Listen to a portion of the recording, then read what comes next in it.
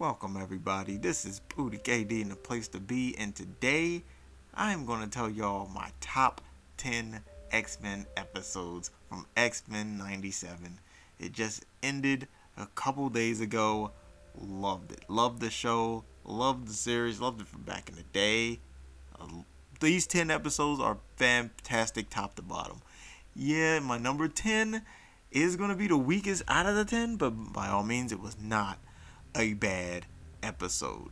Let's just get started. Number 10, Motendo slash Life Death Part 1. Maybe it was because they split it into two different characters with Storm and Jubilee. Loved the Easter eggs with the old Sega Genesis game, the X-Men, the old X-Men arcade game, and the game on the Super Nintendo. I believe it was Mutant Apocalypse. Like all of that.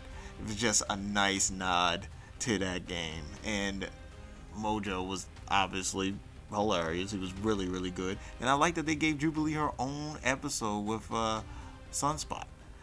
I like that. And then on the other side, you had Storm, who just lost her powers. She just met Forge. You can't really trust him.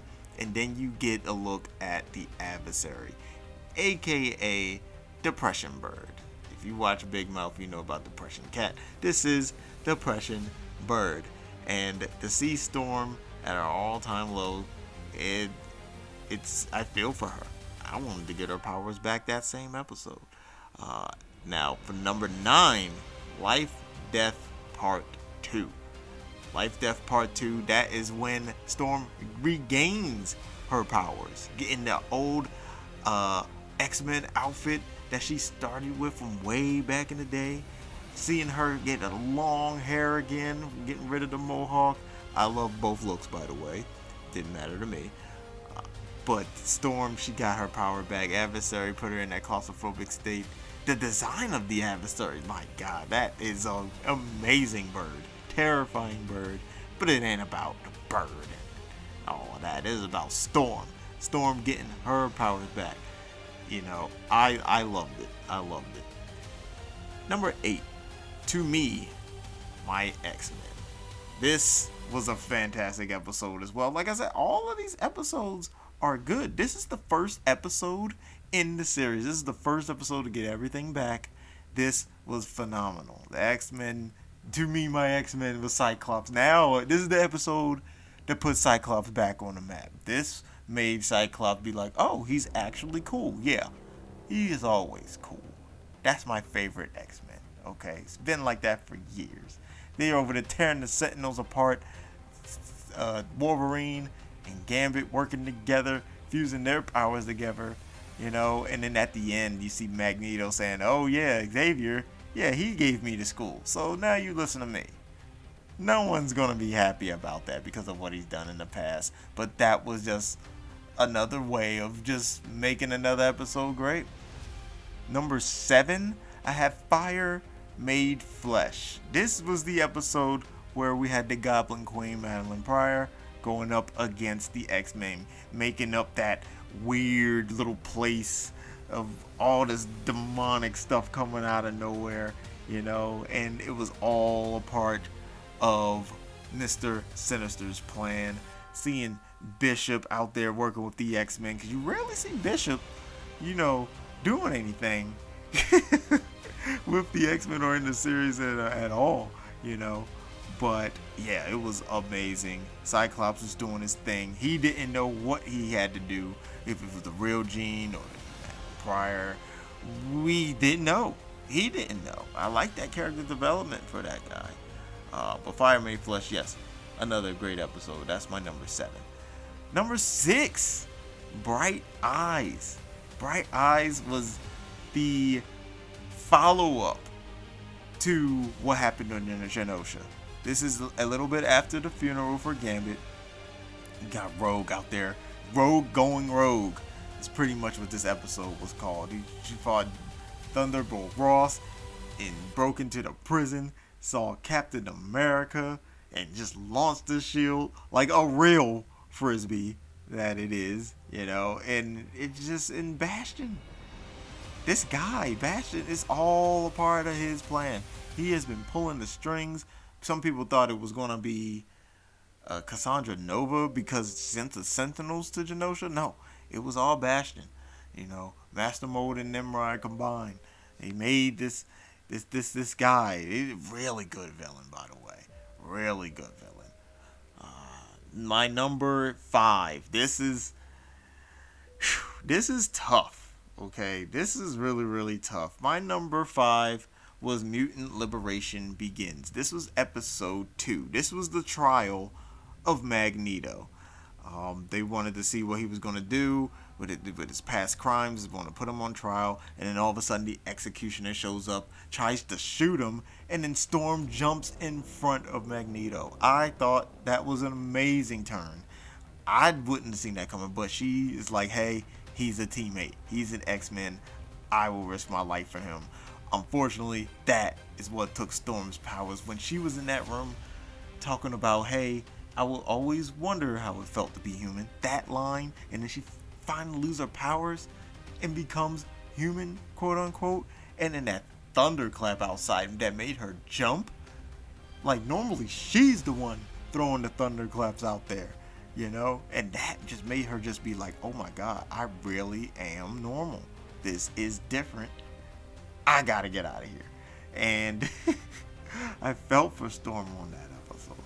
So she goes off, and Magneto, man, he was pissed.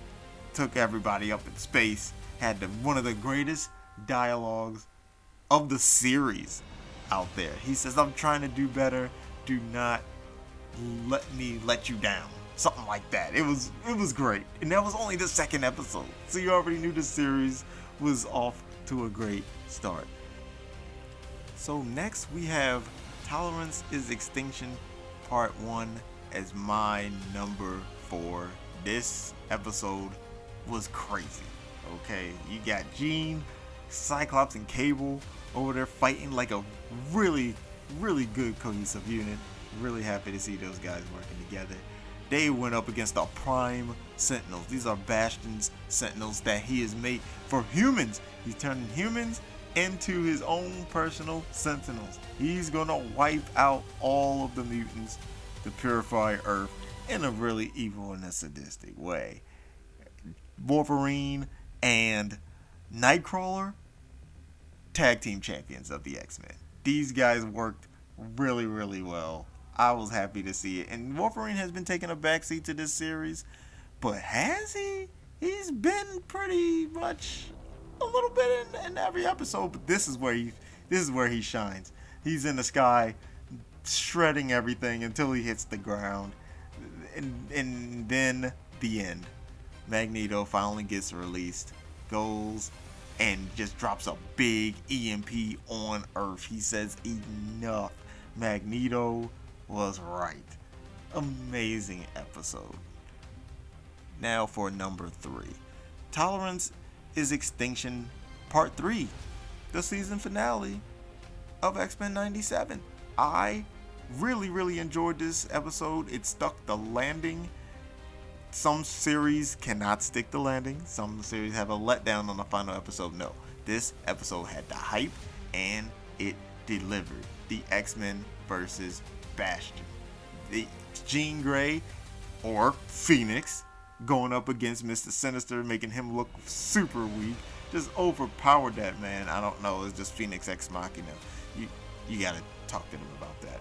But the X-Men, Cyclops over there, optic blast like crazy. That's why he's my guy. Rogue getting her comeback with a punch right to the face of this man, saying remember, just like Gambit, rest his soul.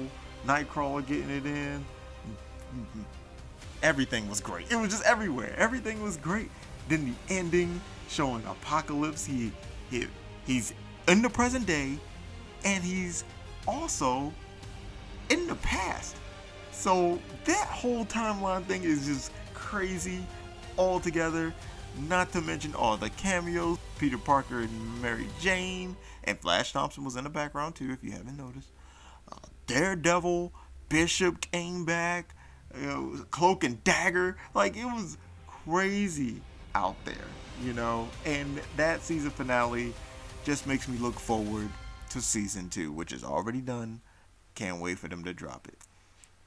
This this number 2, it was a toss up. I really could not decide what it is, but my number 2 is Tolerance is Extension Part 2.